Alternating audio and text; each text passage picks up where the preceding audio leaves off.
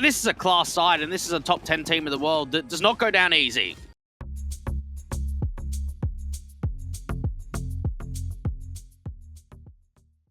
No, definitely not. And we're right into the pistol. Good bit of nades picked up for both Sanji and Kickert, indeed.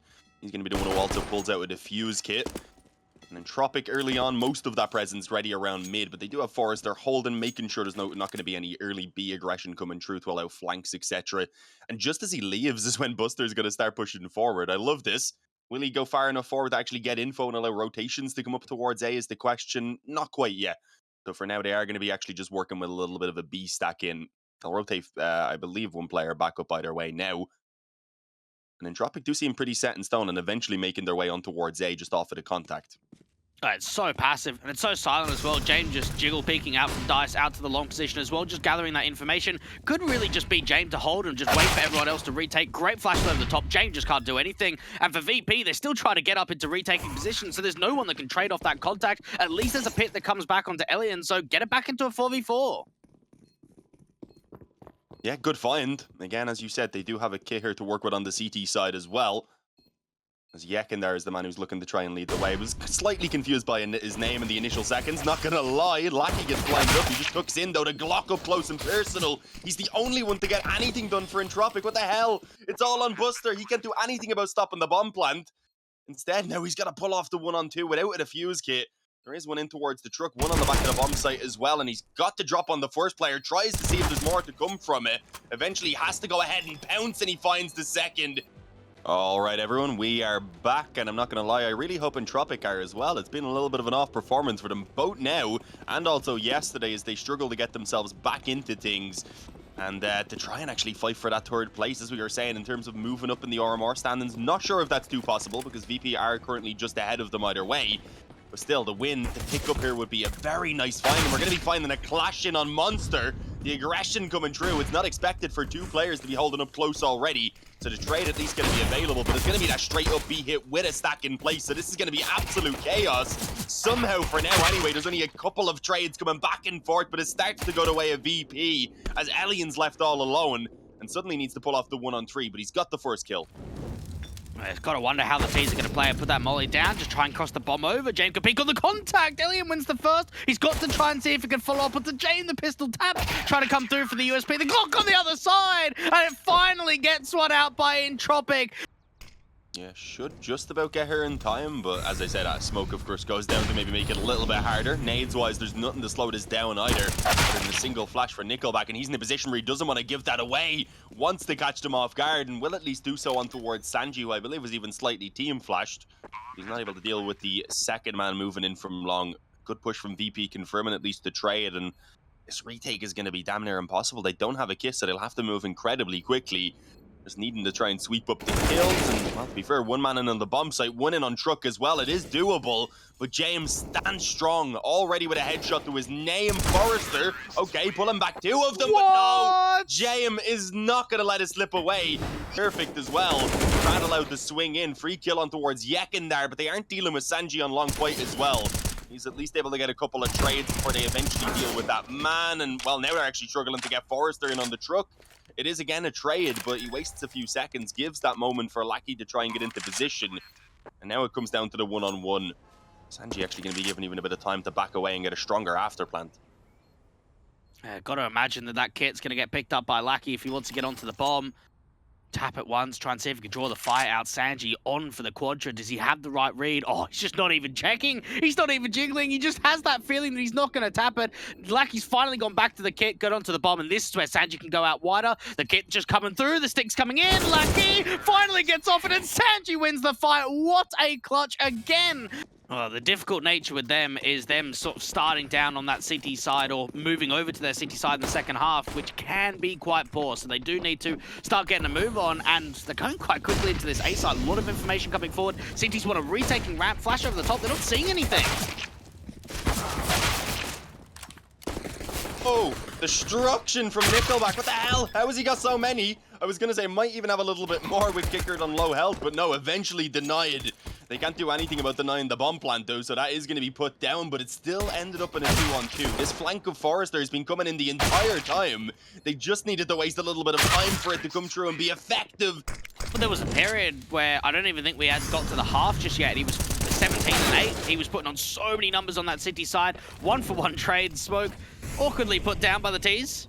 And now even Forrester just waiting for the wraparound, waiting for those rotations. James has got to find some connections with this AWP on the side. The smoke though stopping him from having any vision. Those connections would have been down to pretty much the look. And, well, he's not going to have any luck at all. He gets spammed up through the smoke himself by Crad. Forced back now to try and save both of these weapons as Entropiq have already gone ahead and made it halfway to the finish line without dropping a single round. This seemed damn near impossible. I think they're, if anything, angered by that previous game. That's what it seems. I'm so confused how we're here, Dean. How is a team that looks so flat on their map pick come into Vertigo, one of their worst maps in the pool, and they're 8-0? And they're being torn apart. VP looking much, much better in this round now. Sanji with another kill extends the advantage to a 5-on-3. But it is still Nickelback, Lackey, and Elian, so three very capable players who, if not are still able to win this round, could at the very least still make it competitive. And there you go, Nickelback's already gotten himself two. Elian, he finds JM, it's just fallen apart somehow. A 3-on-2 has been turned around. It's back in favor of Entropiq, and Sanji and Buster have got to save the day. Sanji's just desperate for a pick, any sort of way in, and even Nickelback slowly moving back over to the default position. Massive angle that Sanji just did not expect at all. Nickelback even going to follow up with a 4K overall. Now, the core of Entropiq, once upon a time, had a 16-3 scoreline against Fate on the 26th of August last year. That is their most one-sided Vertigo to date, Dean.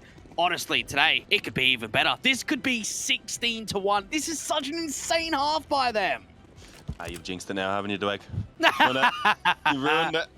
Nah, they still have their shot. I've called it out, so we've counteracted the jinx, and now it's just down to how the teams play. That's how it works 100%. But, yeah, I mean, VP, even if they get this pistol round, it's still an incredibly long road ahead. At the very least, would maybe have a chance to warm up before that third and final map of Ancient. We're seeing a pretty slow pistol round. Change up in the pace of what we got throughout that entirety of the first half, where things tended to be relatively quick. Instead, a stalemate as the teams really just group up, getting ready pretty soon to challenging towards ramp though. So you will see those exchanges between the USPs that have been peaking and aggressively right since the beginning. And Elian and Forrester taking one each are going to be more than happy now to just go ahead and back off towards the bomb site. Ruining what it had been a planned execute as well for VP, because I believe they took down one of those players that was rocking the utility. Not all being picked up straight away either. There was a molly, I think, that was in the possession of the other smoke carrier, so that's what's going to be put into the possession of Kickard instead of the smoke when it's dropped. So a little bit unfortunate. A very difficult 3-on-5 now as the time begins to tick away as well. And Entropiq have just got so many players in and around this A site that for VP, they're running into a heavy stack. And now Entropiq start realizing they haven't heard any more pressure. They haven't seen many more players. They're going to start breaking away. Forrester peeking back in, sees that bomb, knows exactly what's going on. Crad with the bait and switch, just peeking on his contact. Everyone is just getting demolished. James, the last one left. 1v5. We haven't even seen a lick of damage being done to this Entropiq side. VP, so slow to start on Vertigo. And maybe Ancient is calling, because honestly, I don't know how many more rounds realistically VP have got left. 1-15 down on their map pick. Ah, this is so wild. No one could have seen this coming. Nah, there'll still be a few people in Twitch chat who were like, I told you it'd be 16-1. I told you to go all in, man. But it's not a scoreline that I think really anyone was expecting coming into this game, especially after the overpass. I mean, maybe if the initial overpass is a bit closer, you think, okay, yeah, Vertigo could be a little bit of a scrappy when it's a map that Entropiq do play a lot, even if their stats aren't great. But we didn't expect it to go this well for them, and perhaps things could definitely still be won out on towards Ancient as well. So it's given them the hope and the dreams here to potentially still take that third place, of course. And they're dealing with those pistols incredibly well. Nothing at all going to be found by the boys over on VP, as it looks like Ancient is getting ready. I'd imagine the admins are almost ready to swap the server over onto that map now, as Buster's left in the 1-on-4. Do you believe in the miraculous clutch? No chance. Absolutely no chance in this one. Entropiq aren't going to let this happen. They've been so rock solid over the course of this entire map. They've put pressure on, and everyone's performed, and that's really what we said sort of going into this, is we want to see more individuals performing, and this is exactly what they've given us. Buster trying his best to see if he can get the clutch together, might be able to get away with one. He's down to 16 points of health.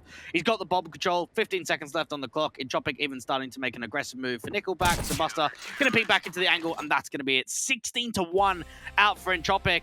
Jeez, I really don't know, Dean. That was such a curveball in the way that went down. And for Entropiq, they're here to play. And speaking of which, we're into map number 3. Here we go, Dweg. Oh, we've had some one-sided performances coming through from Entropiq against CIS teams. You have a look at K23, 16-3ing them, beating AVE in the closed qualifier to make it through into the main event. And this is now a chance to start proving themselves in map 3. Starting things off out from the mid position. Lucky thinking they're taking the first duel out to the cave entrance of Cheetah. Getting a fair bit of damage down to Yikinda to start things off, and that's the opening pick being presented. Now a split into A looks to be coming in.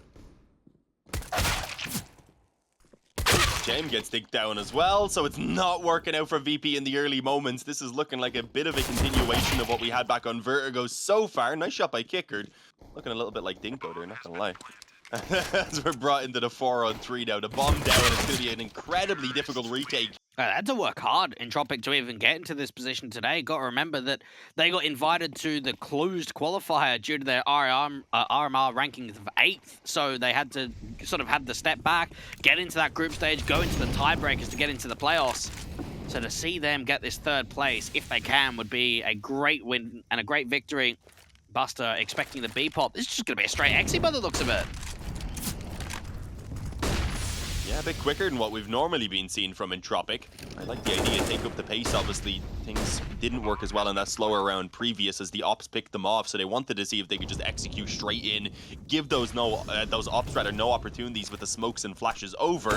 Yeah, indeed, it ends up in a 5-on-5 retake. Yakindar makes his position known as he tosses down that smoke. That's a very interesting position to leave himself in. Oh, crap, this is horrible timing. I thought he was watching for it. He actually does look back and manages to save his teammate with a big find from Crad there. Otherwise, I believe it's Nickelback who likely would have fallen. Now there's just very little time for this retake from VP, and they're already forced to give up on it. All dreams are gone. Yeah, definitely a good call. You even have one player up closer who might be able to do a bit of damage early on before the pushes start to come true. Not able to push in too aggressively, though. Didn't want to get caught by Crad. Fantastic timing on the smoke, though. And I think even a team flash. Yeah, apparently it was Forrester that actually blinded up Crad right there, so that's not ideal. Estimates the initial moments of their push right now, and as I had mentioned with the smoke going down, they decide not to try and follow up on it. They decide not to commit. Instead, it's back through mid, in through Dona, bit of a detour, and then in towards that A bomb site, where for now anyway, it's only going to be Sanji. Kickard, I believe, does have vision from the spawn, so he'll be able to help out once they start actually crossing over. Sanji, he's just hiding in the back, looking to stay alive, looking to waste as much time as possible, and as I said, allowing them to pretty much just walk into the crosshair of his teammate right there, who also gets a free kill. So it's all onto Lackey, and he's been tagged down to 2 health as well. And intro the lamps, they might overlook Buster, so this could work against them. The problem is, though, of course, the actual push coming in towards that A bomb site. Yeah, Forrester's got to try and hold off, and this could be a 5-on-5 retake, a great chance of just getting that bomb down. The bomb is starting to move away? What is going on here for VP? They've got an open A side, but the bomb's moving. Here we go. Did say Buster's position could be a pretty big issue for Entropiq. They've still actually got a man advantage, though. So I don't think it'll be the end of the world, especially if they manage to deal with Yakindar on the bomb site without losing anyone. But they don't actually manage to do that. But they do find Buster. All right, the man who had got the very aggressive hold in the site. Now they're screwed. What are they meant to do now? They've A again because of Yakindar, but they've got to go back through the spawn again. Their socks will be very damp after going through this water so much.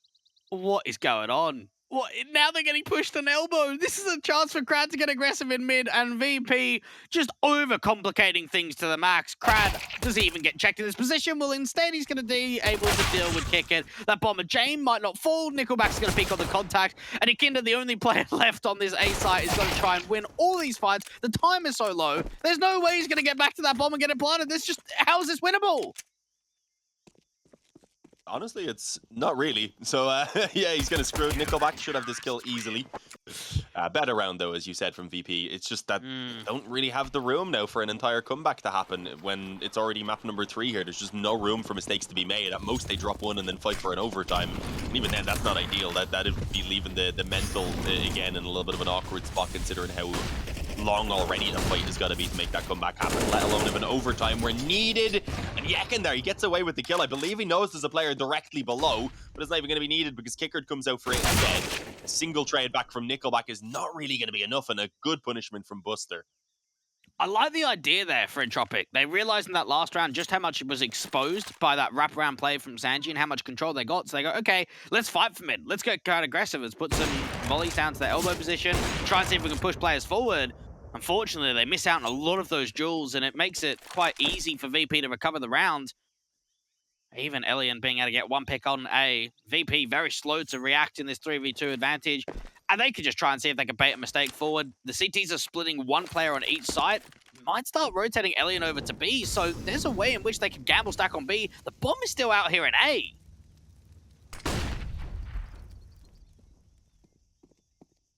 Yeah, all alone on the back of Kickard, so they are trying to sell a little bit of a fake right now. Would ideally want at least one kill to come in so that they can give their teammate an opportunity then in the actual after plan.